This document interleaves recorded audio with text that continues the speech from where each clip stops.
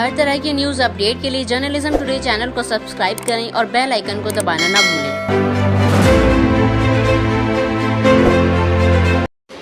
इस वक्त जमीयत उलमा हिंद के दिल्ली के शाख के अहम ज़िम्मेदार यहाँ मौजूद हैं, मौलाना जावेद कासमी साहब, और मैं एक एक करके सबसे बात भी कराऊँगा। मैं इस वक्त जो यहाँ पे बी ब्लॉक मधु विहार थाने से मेरे ख़्याल से हार्डली जो है 500 मीटर का फासला होगा यहाँ पर, और ये इलाका यहाँ चूँकि मिली जुली की आबादी है। आमतौर पे पुलिस मोहल्ले में पेट्रोलियम करती है, गश्त करती है। अगर कोई बच्चा ऐसा है जिसके पास लाइसेंस नहीं है तो उसे रोक के समझा दिया जाता है, बेटे लाइसेंस ले लो। आमतौर पे इस गली से दूसरी गली में आमतौर पे बच्चे चले जाते हैं, लेकिन ठीक है, माँ बाप को भी ध्यान रखना चाहिए। लेकिन उसका मतलब ये नहीं कि पुलिस को ये हक़ नहीं है कि आप किसी को ज़िंदगी से खिलवाड़ करेंगे। तो आप ज़रा बताइए, आप क्योंकि आपके छोटे भाई हैं वो? जी, मेरा छोटा भाई है। जी जी, क्या नाम है आपका? 2 साल छोटा है। मेरा नाम तारिक सलीम है, उसका नाम आरिफ सलीम है। ये उस दिन 21 तारीख की बात है। शाम को हमारी साइड पर से कुछ काम ख़त्म होने की वजह से सामान बचा था, घर लेके आया था। ये सामान रख के जो उसके साथ लेबर थी उसको छोड़ने के लिए जा रहा था। रास्ते में पुलिस वालों ने उसे रोका। नंबर प्लेट इसकी नहीं थी गाड़ी की, थोड़ी सी पीस था, थोड़ा सा टूट गया था। तो उसने SHO साहब अरुण कुमार जो है उन्होंने रोका गाड़ी और पूछा कि ये गाड़ी चोरी तो नहीं है। तो इसने बोला नहीं साहब, मेरे बड़े भाई की गाड़ी है, मैं चलाता हूँ इसे। तो उन्होंने अपने एक सिपाही से बोला चेक करो गाड़ी को। तो उन्होंने जब गाड़ी चेक करी तो गाड़ी मेरे नाम लिख ली। उन्होंने अपनी डिवाइस से चेक करा था। चेक करने के बाद फिर उन्होंने इससे पूछा तेरा नाम क्या है। तो जैसे ही जो इसके साथ जो लेबर थी ना उसको पैसे देने थे, तो इसने अपनी जेब में से पैसे निकाले तो टोपी भी बाहर आ गई। जब टोपी बाहर आ गई तो पुलिस वालों ने देखा कि ये टोपी इसकी जेब में है, तो उसका नाम पूछा।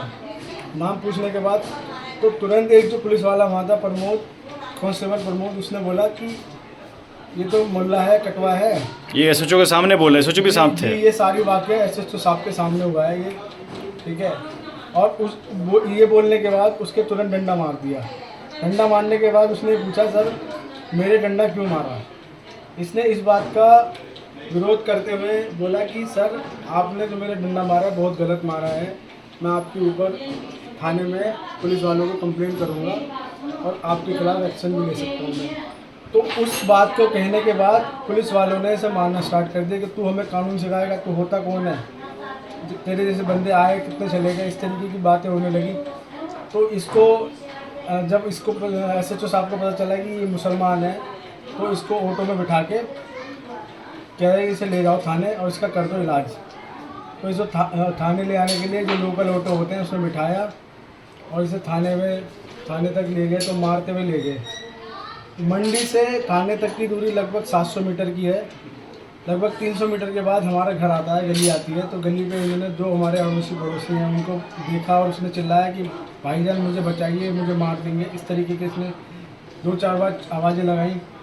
तो जो इन्होंने सुना था लोगों ने, वो बताया कि ये इस तरीके से चिल्लाता हुआ जा रहा था।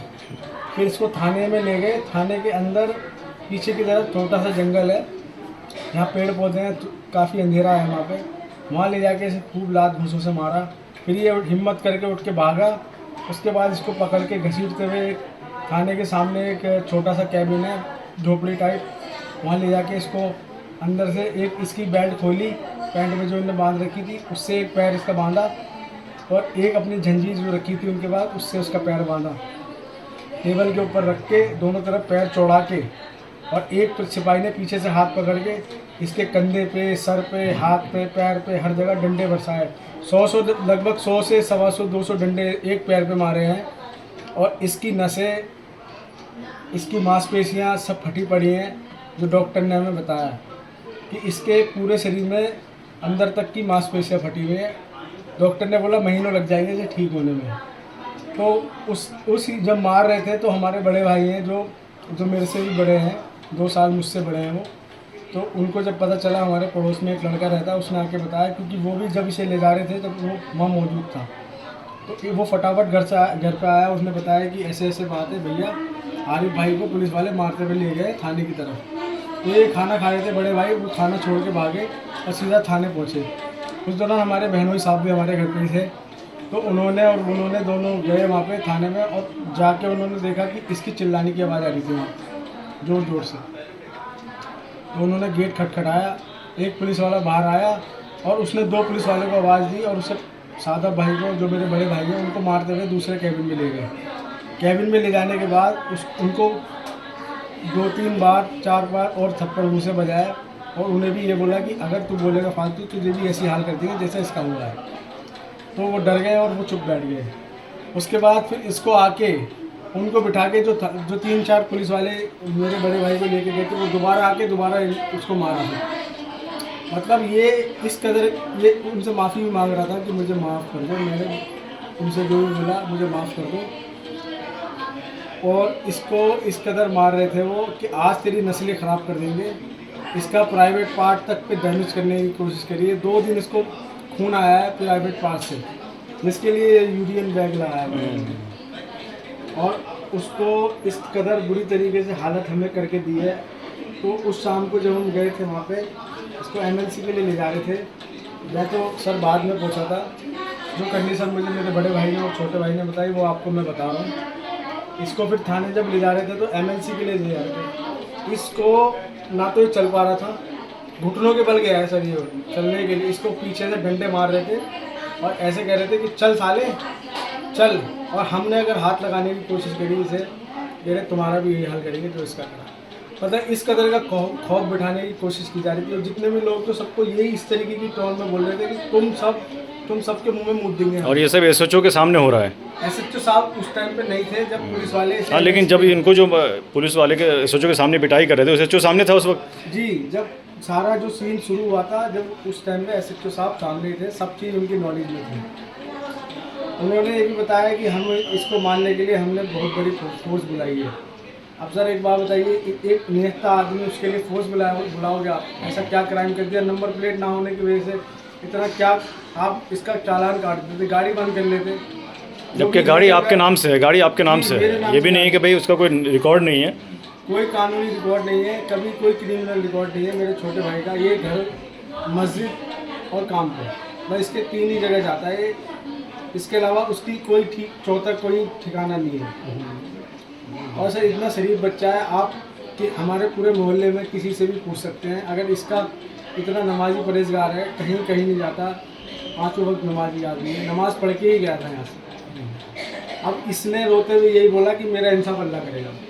भाई सबसे बड़ी बात ये है कि इस कंडीशन में देख रहे हैं बिल्कुल जी हाँ, मैं देख रहा हूँ, बिल्कुल कोई रिस्पॉन्ड नहीं है। कोई पहले जो है यहाँ पर लाल बहादुर शास्त्री हॉस्पिटल है, वहाँ पर एडमिट कराया, उन्होंने वहाँ से डिस्चार्ज किया, इन्होंने दूसरे हॉस्पिटल जो गवर्नमेंट हॉस्पिटल है वहाँ भेजा, वहाँ से भी उनको डिस्चार्ज कर दिया, बिल्कुल हल्का सा माइनर ट्रीटमेंट करके। अब ये बताइए कि जो बोल नहीं सकता है, लाश बना हुआ पड़ा हुआ है और इसको कोई ट्रीटमेंट नहीं मिल रहा, मेडिकली कोई किसी तरह का कोई फैसिलिटी, मतलब अस्पताल पे भी पुलिस का बहुत दबाव है कि पूरा दबाव है और इस आदमी को फौरी तौर पर ट्रीटमेंट की अभी फौरी तौर पर ट्रीटमेंट की जरूरत है। और हॉस्पिटल में ना करके पुलिस ने सिर्फ अपने आप को सेफ करने के लिए हॉस्पिटल पे दबाव बना करके इसको घर पे डाल रखा कि ये जो घर में पड़ा रहे ताकि मैं सेफ रहूं। इसकी जान की उसको परवाह नहीं है, क्योंकि मार करके ही इसको बेहाल कर रखा है। तो इस तरह की बर्बरता जो है पुलिस ने किया और उसके ऊपर और ज्यादा जुल्म ये कि इसको किसी हॉस्पिटल में एडमिट नहीं होने दिया जा रहा है। तो हम तो शासन और ये कांस्टेबल की नहीं है, कांस्टेबल तो चलो गैर जिम्मेवार है, लेकिन एक थाने का जिम्मेवार SHO ने कहा कि साले को ऑटो में रखो और चलो इसका इलाज करते हैं। अगर एक SHO जिम्मेवार होके एक नागरिक का ऐसा हाल करता है तो अब बताइए आगे क्या हाल होगा। ये पुलिस की मैं आया मैंने पूछा तो इसको रात में उल्टी हो रही थी, अभी भी उल्टी हुई है इसको। जब पेशेंट को उल्टी हो रही है, लोग परेशान है, घर के लोगों को ये खतरा है कि पता नहीं ये जिंदा भी बचेगा या नहीं बचेगा। ऐसी कंडीशन में इसको इस बेड के ऊपर डाल रखा, घर के अंदर डाल रखा, सिर्फ इसलिए कि पेशेंट जो केयरफुल है कि घर डिस्चार्ज हो चुका है जो हॉस्पिटल से, पुलिस ये सिर्फ दिखाने के लिए इसके जान के साथ में खिलवाड़ कर रही है। ये तो बिल्कुल इंसानियत के खिलाफ है। भाई अगर इसने कोई गलती की है, पुलिस ने जो गलती की है, उससे बड़ा जुल्म ये किया जा रहा है कि इसको ट्रीटमेंट दिया जा रहा है। ये एक बड़ा है कि घर वालों के साथ सख्त से सख्त कार्रवाई की जाए कि ताकि आगे कोई भी एक जिम्मेवार थाने का इंचार्ज गैर जिम्मेवाराना हरकत न करे। मोहम्मद दाऊद साहब, आप चूँकि जाहिर है भाई अब इस तरह की चीज़ें दिल्ली में आमतौर पे वाक़या पहला नहीं हुआ है, पहले भी आप जमीयत पहला नहीं हुआ है, लेकिन जब इस बच्चे का सुनायर आकर देखा है तो शायद इस तरह का वाकया भी कोई नहीं हुआ है। पुलिस ने पिटाई कर दी है, बहुत कुछ किया है, लेकिन जो प्राइवेट पार्ट्स के इसके साथ खिलवाड़ किया है, एक नौजवान बच्चा है जिसको बिल्कुल मारने की वो साजिश की है, और फिर पुलिस का जिम्मेदार अफसर जिसको इलाके में जो है सच्चों के नाम से जाना जाता हो, वो मुल्ला कटल्ला और सालेर मार दो और ये कर दो, ये कोई भाषा नहीं है पुलिस की। लेकिन ये पता नहीं कौन से जानवरों को इस तरह से वो बना दिया जाता है। अब इस बच्चे को आप देख रहे हैं, बिल्कुल आप भी देख रहे हैं, बिल्कुल लाश बनी हुई है, थैली लटकी हुई है। और फिर अभी कारी साहब ने बताया, घर वालों ने बताया, हमने मालूम किया कि हॉस्पिटल में नहीं ठहरने दिया गया बच्चे को। जिस हॉस्पिटल में दाखिल किया गया वहाँ से आगे को रेफर कर दिया, वहाँ इनको सिर्फ थोड़ा बहुत ट्रीटमेंट मिला और वहाँ से पुलिस ने दबाव दे के इसे रेफर करा दिया गया। कहाँ लेके जाएगा गरीब आदमी, प्राइवेट इलाज नहीं करा सकता, सरकारी में पुलिस जो है वो दबाव दे करके इनको बाहर करा रही है, कहाँ जाए। इस बच्चे की जान की कोई कीमत नहीं। उन पुलिस वालों की जो इस तरह से जो है गैर कानूनी काम कर रहे हैं, उनके लिए तो सब कुछ है, क्योंकि अपना बचाव कर रहे हैं, कोई दबाव ना पड़ना चाहिए इधर से, वो अपना बचाव तो कर रहे हैं, और इस बच्चे की जान की कोई परवाह नहीं है। बहुत गलत बात है। हम पुलिस से, प्रशासन से, आला अधिकारियों से और जो है जिम्मेदार लोगों से गुजारिश करते हैं कि कम से कम इस बच्चे के साथ इंसाफ हो, और अगर इंसाफ नहीं हुआ तो जमीयत उलमा हिंद जहाँ तक भी होगा वहाँ तक जाएंगे और इस बच्चे को इंसाफ दिलवाएंगे इंशाअल्लाह। मौलाना जावेद कासमी साहब, चूँकि आप बेहतर है वो हम लोग जो है मौलाना हकीमुद्दीन कासमी साहब जनरल सेक्रेटरी जमीयत उलमा हिंद, और हजरत की हिदायत पर हम लोग यहाँ आए हैं, कारी अब्दुल साहब, मौलाना खुर्रम साहब, मौलाना दाऊद अमीन साहब, और इस सिलसिले में इन हजरात ने जमीयत उलमा हिंद के नाम पर एप्लीकेशन दी है। तो हजरत मजलिस तो जमीयत इनके साथ खड़ी नज़र आ रही है, पूरी तरह खड़ी रहेगी। एप्लीकेशन जो दे दी है, और तमाम पूरा वक्त जो है हम लोग जो है हजरत की हिदायत पर यहाँ आए हैं, और देख करके इस मामले को हम लोगों ने देखा है, मामला बहुत संजीदा है और सीरियस सूरत। आप चूँकि बड़े भाई हैं तो क्या चाहते हैं प्रशासन से कि क्या फौरी तौर पे जो आपके भाई के साथ उन्होंने ज़्यादती किया है, जान से खिलवाड़ किया है, क्या आप सस्पेंड चाहते हैं, क्या चाहते हैं? ताकि सर मैं चाहता हूँ मेरे भाई के साथ इंसाफ हो और किसी और हमारे भाई के साथ ऐसा ना हो। जो भी प्रशासन को अच्छा लगे वो करे, लेकिन हमारे साथ इंसाफ हो। और इस तरीके का मेरे भाई को इलाज की सख्त ज़रूरत है, वो इलाज के लिए किसी टीम को भेजें अपनी और इसका इलाज करवाएं सबसे पहले। दूसरी चीज़ ये है कि आगे इस चीज़ का ध्यान रखें और इंश्योर करें कि आगे ऐसी कोई घटना ना हो। बस मेरा इतना ही कहना है। इसके लिए एसएचओ को तो आप देख रहे हैं यहाँ पे जमीयत उलमा हिंद की पूरी लीगल और ख़ास कर जैसे मौलाना जावेद कासमी साहब ने बताया कि हम जमीयत उलमा हिंद के सेक्रेटरी की हिदायत पे यहाँ पहुँचे हुए हैं और इनके साथ पूरी तरह जमीयत खड़ी है। मौलाना दाऊद साहब ने भी अभी बताया कि जो प्रशासन है उससे इस साफ प्रशासन की एक तरह से एक नीयत उसकी साफ झलकती है कि ख़ास कम्युनिटी को टारगेट बना करके अगर गलती है तो कानून में उसके अलग अलग प्रावधान हैं, चालान करें, किसी के पास अगर जुर्माना करें, लेकिन आप किसी से जान से कैसे खिलवाड़ कर सकते हो। वो भी एसएचओ साहब मौजूद हैं, वहाँ उनकी मौजूदगी में अगर कोई बेरहमी से पिटाई हो रही है तो ये भी उनके वर्दी पे बदनुमा दाग तो है ही है।